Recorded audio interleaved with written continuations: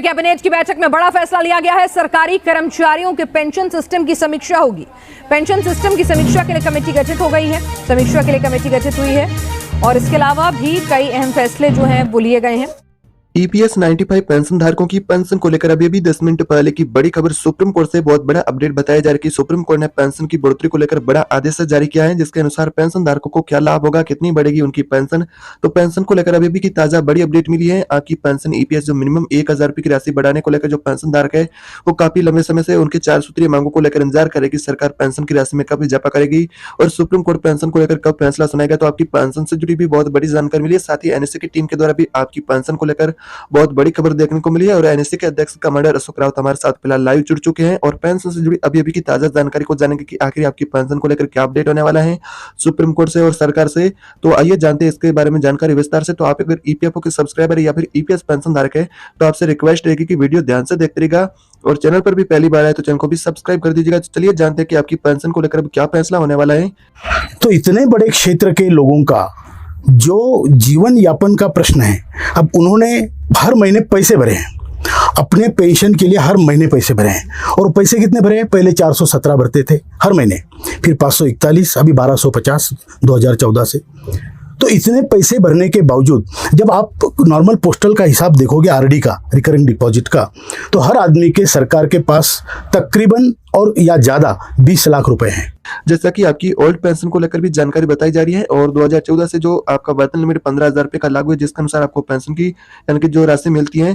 तो यहाँ पर इस तरह की जानकारी बताई जा रही है कि पेंशन को लेकर सुप्रीम कोर्ट ने जारी किया पेंशन स्पष्टीकरण, जिसके अनुसार जो पेंशन धारक है उनकी जो पेंशन को लेकर 4 सूत्रीय मांगे जिसको लेकर हल निकाला गया है, जिसके अनुसार आपकी नई पेंशन की सूची बताई जा रही है कि नई पेंशन की सूची किस आधार पर तय की गई है और इस अपडेट की पूरी सच्चाई क्या फाइनली सुप्रीम कोर्ट ने ऐसा कोई फैसला जारी किया है या फिर नहीं और पेंशन को लेकर स्पष्टीकरण क्या फैसला होने वाला है। साथ ही जो ईपीएफओ से जानकारी मिली है कि ईपीएफओ ने अपने खाता धारकों को बहुत बड़ा यानी कि तोहफा दिया है।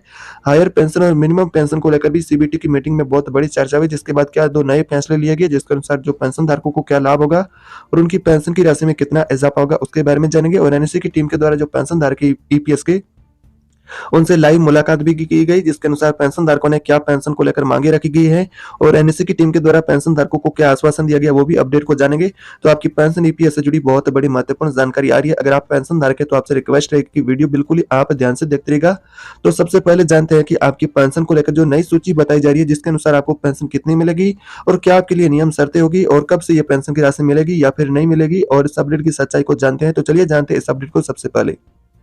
तो आपकी ईपीएस पेंशन को लेकर इस तरह की अगर जानकारी मीडिया रिपोर्ट के अनुसार मिली है तो यहाँ पर पेंशन की राशि है जिसे बढ़ाने को लेकर 3 नई सूची जारी हुई है, जिसके अनुसार आपको पेंशन मिल सकती है, लेकिन यह कंफर्म अभी तक सरकार से आधिकारिक ऐलान जारी नहीं हुआ है। यहाँ पर मीडिया रिपोर्ट के अनुसार ऐसी जानकारी मिली है जो 3 नई सूची जारी हुई है, जिसमें की पेंशन धारकों के लिए नियम जो शर्तें क्या होने वाली है, जिसके अनुसार पेंशन धारकों को 3 यानी कि अलग अलग जो कैटेगरी के अंदर डिवाइड किया गया है, जिसके अनुसार आपको पेंशन मिलेगी। तो यहाँ पर आपके लिए क्या यानी कि कैटेगरी रहने वाली है, जो कि फर्स्ट आपका जो लिस्ट जारी हुआ है, जिसके अनुसार ऐसी जानकारी बताई जा रही है मीडिया रिपोर्ट के अनुसार कि जो 18 लाख ईपीएस 95 पेंशन धारक है उन सभी को पेंशन मिलेगी जो 5,000 रुपए की राशि, जो वर्तमान में 1,000 रुपए की पेंशन मिलती है। तो 18 लाख ऐसे पेंशन धारक है जिन्होंने यानी कि बात करें तो 5,000 रुपए की पेंशन मिलेगी, साथ में उन्हें डीए भी मिलेगा। तो इस तरह की जानकारी जो पहली लिस्ट के अंदर आपकी पेंशन को लेकर बताई जा रही है, जिसमें यह शर्तें और नियम रहने वाली है कि आपकी जो वर्तमान में एज 58 साल के बाद अब अगर आप रिटायर्ड होते हैं तो आपकी एज वर्तमान में 58 साल से लेकर के 65 वर्ष के बीच में आपकी अगर एज है तो ये आपको पेंशन की राशि मिलेगी, साथ में मेडिकल की सुविधा और हायर पेंशन है वो भी आपको साथ में मिलेगी। अगर बात करें दूसरी लिस्ट की तो यहाँ पर दूसरी लिस्ट को लेकर इस तरह की जानकारी मीडिया रिपोर्ट के अनुसार मिली है। तो 22 लाख ईपीएस 95 पेंशन धारक है उनको जो पेंशन की राशि जो पहले 1,000 रुपए की मिनिमम मिलती थी, अब उसी जगह 1,000 रुपए की जगह 7,500 रुपए की पेंशन के साथ में उन्हें डीए मिलेगा और मेडिकल की सुविधाएं, हायर पेंशन है, इन तमाम सुविधा का साथ में आपको फायदा भी मिलेगा। तो 22 लाख ऐसे पेंशन धारक है उनको ये सुविधा मिलेगी। तो उनके लिए नियम और शर्तों की अगर बात करें तो आपकी एज 65 से 75 वर्ष के बीच में होनी चाहिए, तो फिर आपको ये लाभ मिलेगा पेंशन की राशि को लेकर 7,500 रुपए की पेंशन के साथ में डीए और मेडिकल की सुविधाएं, हायर पेंशन है, वो सारी सुविधाएं भी आपको साथ में देखने को मिलेगी।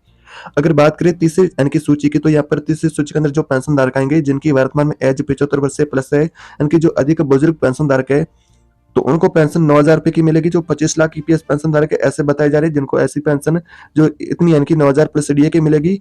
लेकिन अगर बात करें इस अपडेट की पूरी सच्चाई क्या होने वाली, जो ये जानकारी बताई जा रही है क्या उसके अनुसार आपको पेंशन मिलेगी, ये किस हद तक आपके लिए सही होने वाली है। तो अगर बात करें पेंशन से जुड़े इस अपडेट की, तो वैसे में ईपीएफओ से, सरकार से, सुप्रीम कोर्ट से ऐसी कोई भी आधिकारिक अपडेट नहीं मिली है। यह जानकारी मीडिया रिपोर्ट के अनुसार बताई जा रही है कि आपकी पेंशन की राशि 3 चरणों के अंदर बढ़ सकती है, लेकिन ऐसा कोई कंफर्म फैसला अभी तक जारी नहीं हुआ है।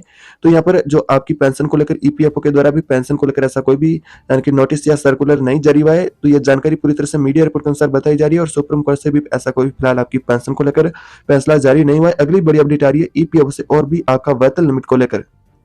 तो आपकी पेंशन को लेकर अगली बड़ी अपडेट बताई जा रही है ईपीएफओ से और सरकार से जानकारी मीडिया रिपोर्ट के अनुसार ये मिली है कि सरकार कर्मचारियों को बड़ी राहत देने की तैयारी कर रही है। तो क्या सरकार से राहत देने की जो पेंशनधारक है उनके लिए राहत भरी खबर मिली है। तो इसके लिए कर्मचारी भविष्य निधि संगठन यानी कि अगर बात करें ईपीएफओ के तहत जो सामाजिक सुरक्षा का जो दायरा है जिससे बढ़ाने को लेकर योजना बनाई जा रही है, जिसके तहत आपका पीएफ खाते में जो योगदान होता है न्यूनतम वर्तमान में जो आपका 15,000 रुपए की लिमिट से उस 15,000 रुपए की बेसिक लिमिट को बढ़ा करके 21,000 रुपए किया जा सकता है, ऐसी जानकारी मिली है। तो इसका सीधा मतलब यही होगा कि आपका पीएफ और पेंशन खाते में अधिक जाएगा तो आपको उसका अधिक फायदा होगा। तो वैसे में बात करें इस प्रस्ताव को लेकर क्या अपडेट है मीडिया रिपोर्ट के अनुसार मिली है, तो यहाँ पर ऐसी जानकारी बताई जा रही है कि जो पीएफ से जुड़ा ये लिमिट को लेकर मामला, पीएफ की सेल लिमिट को लेकर काफी लंबे समय से यानी कि लंबित पड़ा था, कई वर्षों से। एक बार फिर से इसको लेकर चर्चा शुरू हो चुकी है कि इस मामले से जुड़े एक अधिकारी ने बताया है कि हम सभी विकल्पों का मूल्यांकन कर रहे हैं और इस अपडेट के बारे में यानी कि जो नई सरकार आएगी उसके द्वारा निर्णय लिया जा सकता है। इनकी इस लिमिट को लेकर जो केंद्र के अंदर नई सरकार आएगी उसके द्वारा फैसला भी लिया जा सकता है, ऐसी जानकारी बताई जा रही है। कंफर्म नहीं किया गया है कि ऐसा आपका वेतन लिमिट 15,000 से बढ़कर फिक्स 21,000 रुपए लागू होगा। तो 21,000 रुपए की मूल वेतन को लेकर पेंशनधारक मांग करे, लेकिन यहाँ पर 21,000 रुपए की वेतन को लेकर ईपीएफओ से ये और सरकार से इनकी कंफर्म नहीं कहा गया कि आपका वेतन लिमिट सीधा ही 15,000 रुपए से बढ़कर के 21,000 रुपए ही होगा। तो यानी कि अगर देखा जाए तो ये पेंशनधारकों के हक में ही कदम होगा। अधिकारियों के अनुसार वेतन सीमा बढ़ाने से सरकार और निजी क्षेत्र दोनों पर इसका भारी यानी वित्तीय प्रभाव पड़ेगा, लेकिन इसका लाखों कर्मचारियों को फायदा भी होगा क्योंकि अधिकारियों ने बताया कि बढ़ी हुई वेतन सीमा से लाखों श्रमिकों को लाभ होगा। क्योंकि अधिकांश राज्यों में जो न्यूनतम मजदूरी की दर को देखा जाए तो 18,000 रुपए और 25,000 रुपए के बीच में है, जो कि अभी सेल लिमिट है। उस वजह से वे किसी भी प्रकार की सामाजिक सुरक्षा से वंचित हो जाते हैं। तो वैसे में 2014 में हुआ था बदलाव, उसके बाद एक बार फिर से आपकी वेतन लिमिट में बदलाव देखने को मिल सकता है। तो 2014 में इससे पहले जो आपका वेतन लिमिट 6,500 रुपए था, जिसे कि बढ़ा करके 15,000 रुपए कर दिया गया था। हालांकि जो कर्मचारी राज्य बीमा निगम में वेतन सीमा पहले से यानी कि इससे ज्यादा है, जो 2017 से 21,000 रुपए का वेतन लिमिट लागू है और सरकार के भीतर भी इस बात पर सहमति है कि जो सामाजिक सुरक्षा योजनाओं के वेतन सीमा को एक जैसा किया जाना चाहिए। और जो कर्मचारी राज्य बीमा निगम और श्रम मंत्रालय यानी कि रोजगार एवं श्रम मंत्रालय के प्रशासनिक नियंत्रण में है, जो कि अभी आपका योगदान कितना होगा और बाद में आपका वेतन लिमिट बढ़ता है तो आपको कितना यानी कि योगदान आपका होगा। वर्तमान में देखा जाए तो कर्मचारियों का जो नियोक्ता दोनों का पीएफ खाते में मूल वेतन और महंगाई भत्ते को मिलाकर के अगर देखा जाए तो 12% का आपका समान योगदान होता है और यहाँ पर कर्मचारी अपने पूरा यानी कि योगदान भविष्य निधि खाते में जमा किया जाता है। वही नियोक्ता का योगदान में से 8.33% कर्मचारी पेंशन योजना में जाता है और शेष यानी कि 3.7% जो कि पीएफ खाते में जमा किया जाता है। उस हिसाब से जो पेंशन मिलती है और 15,000 रुपए का वेतन लिमिट लागू है। तो यहाँ पर 15,000 रुपए का वेतन लिमिट बढ़कर के अगर 21,000 रुपए लागू होता है तो फिर आपको उस हिसाब से क्या आपका कैलकुलेशन रहने वाला है, क्या आपका यानी कि पेंशन रहेगा और कितना आपका पीएफ का यानी कि खाते में योगदान होगा। अगर देखा जाए बेसिक वेतन लिमिट आपका 21,000 रुपए लागू होता है तो कर्मचारियों का पीएफ में योगदान बढ़कर के 2,520 रुपए हो जाएगा, जो कि अभी जो वर्तमान में आपका देखा जाए तो 15,000 रुपए का लिमिट 2014 से लागू है। उसके हिसाब से देखा जाए तो आपका होता है 1,800 रुपए। वही नियोक्ता भी इतना ही योगदान करेगा, जिससे कि 1,749 रुपए पेंशन खाते में जाएंगे, शेष का यानी कि 771 रुपए पीएफ खाते में जमा होंगे।